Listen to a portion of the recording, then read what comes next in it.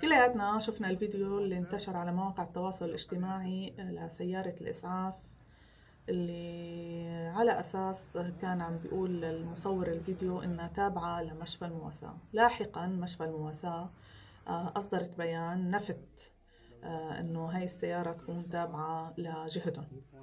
الحقيقة أنا ما موضوعي السيارة لأي جهة تابعة أو لأي مشفى تابع.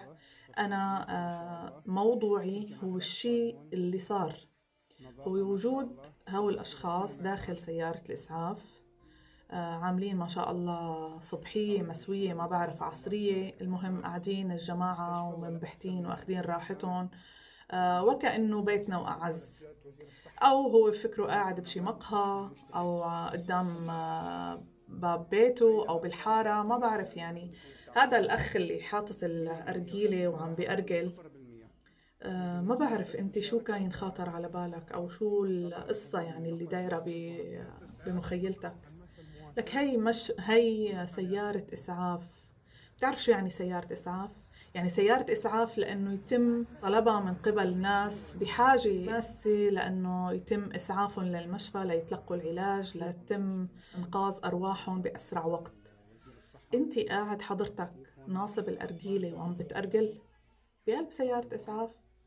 لك والله يعني ما بعرف، فيني أقول إنه اللي استحوا ماتوا، أو ما بعرف. يعني شر البلية ما يضحك للحقيقة، يعني إنه كيف ليه. يعني هذا المشهد اللي هلأ شفناه الحقيقة ممكن كان يمرق بزمان النظام البائد، بس هلأ لا يمكن إنه بعد نتقبله أو ممكن نسكت عنه. ونحن منطالب الحكومة ومنطالب الجهات المسؤولة عن هذا الموضوع، وبالذات النظام الصحي. لسه من فترة شفنا المشافي شو وضعها، وهي هلأ سيارات الإسعاف مثل ما بقولوا والخافي أعظم.